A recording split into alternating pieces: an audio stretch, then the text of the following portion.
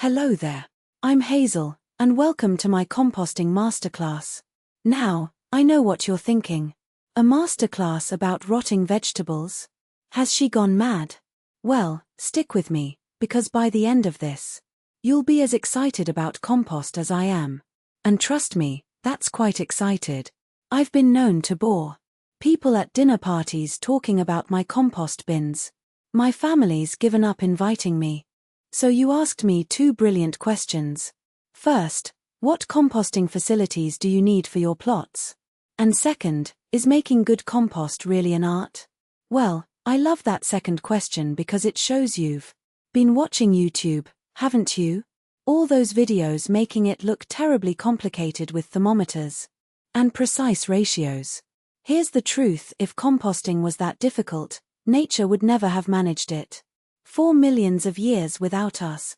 So let's demystify this whole thing and get you set up properly. Right, let's talk facilities. For your twin plots, and what lovely plots they are with all those greenhouses, you'll need a minimum of 4 bins. That's 2 per plot. Now, I recommend 6 bins total, which sounds like a lot. But hear me out. Think of it like a conveyor belt, one filling up, one cooking away nicely, and one ready to use. It's like having 3 stages of a good curry preparation: cooking and eating.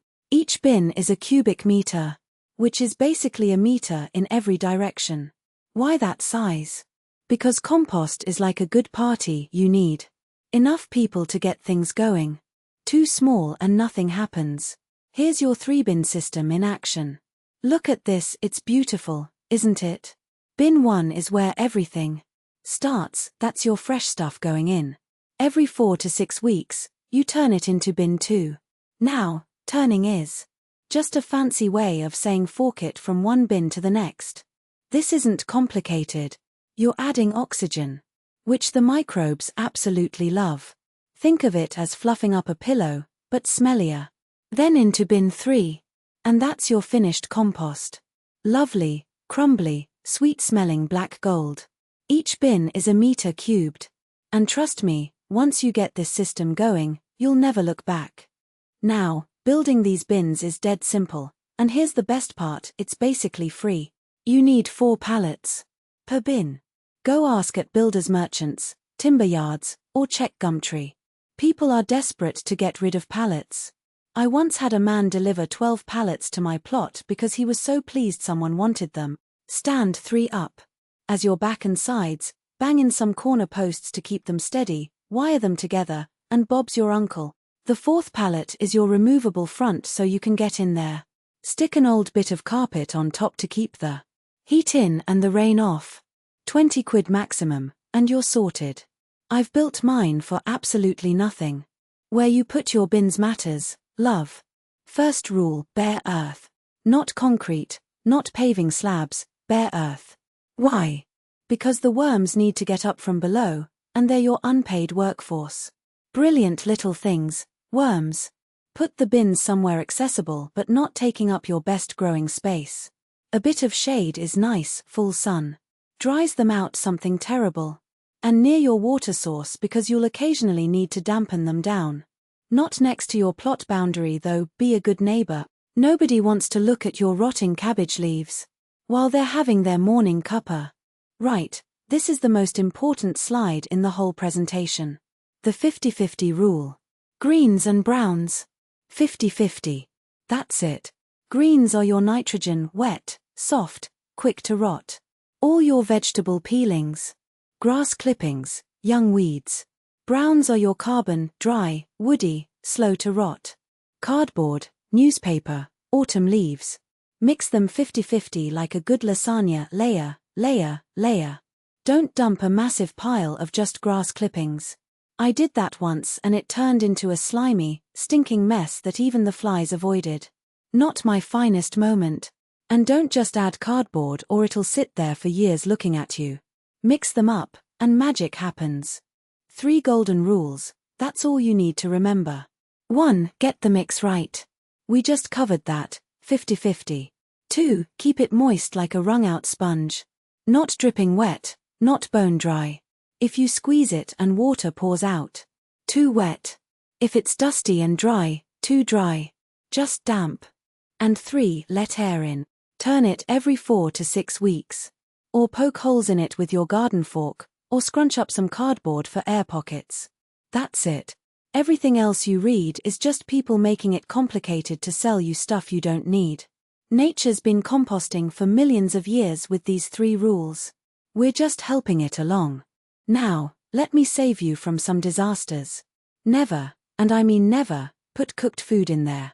That's a written invitation to every rat in South Yorkshire. I learned that the hard way. Put some leftover curry in once and within 2 days had rats the size of cats. Meat, fish, dairy, same problem. Dog and cat poo, parasites, nasty stuff. And diseased plants, especially anything with blight, burn it or bin it, don't compost it. Those spores will survive and come back to haunt you. I also avoid citrus peels because they take forever to break down, and onion skins because they can regrow. Everything else, if it grew, it can compost. Simple as that. Let's talk seasons, because compost works with the seasons like everything else in the garden. Spring, your bin wakes up and gets going. Add all that spring grass and early weeds, turn it monthly. Summer is peak composting season. You'll be filling bins left, right, and center. Turn every 3 to 4 weeks because it's going like the clappers. In the heat. Autumn is bonanza time. All those lovely autumn leaves, mix them 50-50 with green stuff and you'll have beautiful compost. And winter, well, it slows right down. Still add your kitchen waste, but don't worry about turning it. Just cover it up, keep the rain off, and let it tick over slowly. Come spring, it'll wake up again. So everyone asks, how long does it take? Well, that depends. If you're doing a hot heap, turning it regularly, good mix, that's 3 to 4 months in summer or 6 months in winter. If you just pile it up and ignore it, what I call the lazy method, and there's nothing wrong with lazy, 12 to 18 months. My method, turning every 4 to 6 weeks, about 6 months total. You'll know it's ready when it's dark brown or black, crumbly. Smells gorgeous like a forest floor, and you can't recognize what went in there. If it's not quite ready, just chuck it in the next bin and let it finish. No drama. Right, problems. Because things will go wrong, they always do. If it's not rotting, it's too dry, give it a good watering and add some fresh green stuff. If it smells absolutely terrible, it's too wet, turn it, add cardboard. Leave the cover off for a bit. Flies and maggots are normal in summer, don't panic. Just make sure you're covering food waste with 10 centimeters of browns. If it's cold in the middle, you haven't got enough material, add more. Water it, turn it. Weeds growing out of it. Pull them out and chuck them back on top, free greens. And if you get rats, stop adding any cooked food immediately. I can't stress this enough, rats are not your friends. Here's my hard-won wisdom from 30 years of making mistakes, composting. Start with just 2 bins. Get the hang of it, then add more. Keep a stash of cardboard boxes, I call it my brown gold pile. Chop up big things. Smaller bits rot faster. And here's a controversial one, pee on your compost heap. I'm serious. It's a brilliant nitrogen boost and really speeds things up. Evening only though, for the sake of your neighbors. The turn is absolutely key. When you turn that heap, you're supercharging it. And make friends with someone who has horses. Horse manure is absolute gold. I've made friends with people I wouldn't normally speak to just to get their manure. True story. So what do you get for all this effort? With your 6-bin system running properly, you'll produce 800 to 1200 liters of finished compost every year. That's 8 to 12 huge wheelbarrow loads. Enough to put a 5 centimeter layer on all your outdoor beds every spring. Make potting mix for seedlings. Mulch around your hungry plants like courgettes and tomatoes. If you had to buy this at the garden center, you're looking at 300 to 400 quid. And the value to your soil? Priceless. Better structure, better fertility, better water retention, happy worms, happy microbes, happy plants. All from your rubbish. How good is that? Right, your winter action plan. This is what you're doing this December and January, no excuses. First, source your pallets, 12 to 18 of them. Ring around builders merchants, check Facebook Marketplace. Gumtree. People will bite your hand off to give you pallets. Build at least 2 bins per plot to start with. Position them on bare earth where they're accessible. Start filling 1 bin on each plot with your kitchen waste. Shredded cardboard, any old plant material. Create a brown stash area, just a corner where you pile up cardboard boxes. And get some old carpet for lids. Ask your neighbors after Christmas if they want rid of their Christmas tree. Chop it up, and that's excellent brown material to get you started. By spring, you'll be laughing. Let me paint you a picture of your composting journey. January 2026, you build your bins and start filling them, exciting times. March, your first bin is half full and quietly decomposing away. May, you do your first turn from bin 1 to bin 2, and suddenly you're a proper composter. The system is running. July, you turn bin 2 to bin 3. By September, and this is the magical bit, your first batch is ready. Beautiful, crumbly, sweet-smelling compost that you made from rubbish. Spring 2027, you're spreading it on your beds. And your soil is visibly better. Dark, crumbly, alive. You're officially an expert. People will ask your advice. You might even bore people at dinner parties like I do. Here's the technical bit, but don't worry, it's not complicated. This is a top-down view of your pallet bin. See the 3 sides? That's your 3 pallets standing up. The 4th one at the front is removable so you can get in. Those circles in the corners are your posts, bang them 30 centimeters into the ground so the whole thing doesn't fall over when it's full. Wire or cable tie your pallets to the posts at the top, middle, and bottom.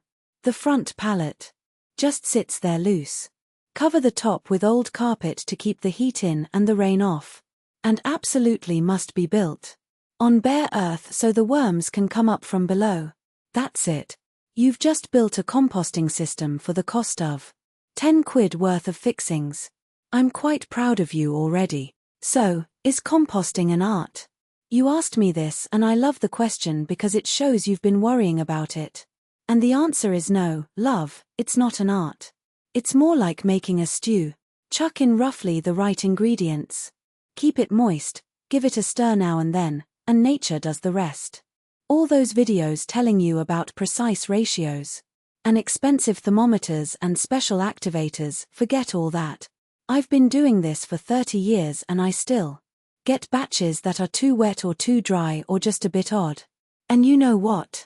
Even my failures make decent compost. Eventually. Just chuck them in the next bin and they finish breaking down. The only way to really fail is to give up. Everything else is just a learning experience. Look, love, your plots are going to produce loads and loads of material. Every weed you pull, every cabbage leaf, every handful of grass clippings, that's free fertility just waiting to happen. In 2 years' time, your heavy clay soil will be darker, easier to dig, and absolutely thriving with life. Your vegetables will be healthier. You'll save hundreds of pounds on buying compost. And you'll have that lovely warm feeling of recycling nature's way. Composting isn't magic, you're just helping nature do what it's been doing perfectly well for millions of years.